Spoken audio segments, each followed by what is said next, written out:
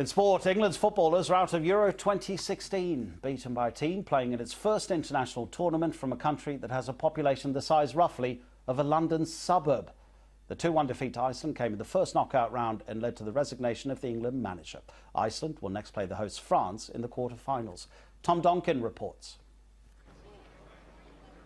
After all the post-Brexit uncertainty, this game of football was meant to restore a sense of normality for these England fans. The expectation was that England, one of the wealthiest football teams in the world, would soon be heading to Paris and a place in the quarterfinals of Euro 2016. There was just one team standing in their way: Iceland, the smallest country to ever qualify for a major football tournament. An early penalty kick from the boot of captain Wayne Rooney got England celebrations off to an early start. Celebrations which were quickly muted when Iceland equalised. And then later silence when they took the lead and eventually the win. Silence which was replaced by the sound of the Icelandic TV commentator Guðmundur Benediktsson.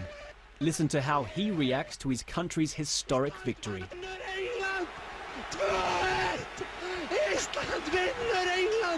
Summing up the elation of an entire nation.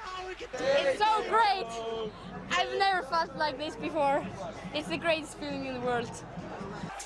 The wind was well and truly knocked out of England's sails. They have a history of underperforming on the big occasions, but this was their worst humiliation in recent memory. For these fans, it didn't take long to sink in.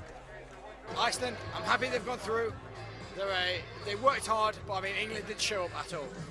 It's a bad week for Britain, bad week for the UK. On Twitter, disappointment and disbelief too from past England players.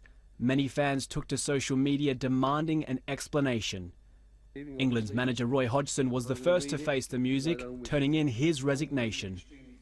I'm extremely disappointed, of course, about tonight's result and ultimately our exit from the competition. We haven't progressed as far as I thought we were capable of, and that's obviously not acceptable.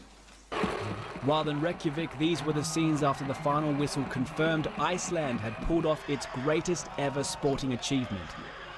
The tiny nation has already exceeded expectation and defied the odds, and with France next to play, their fairy tale tournament has yet to end.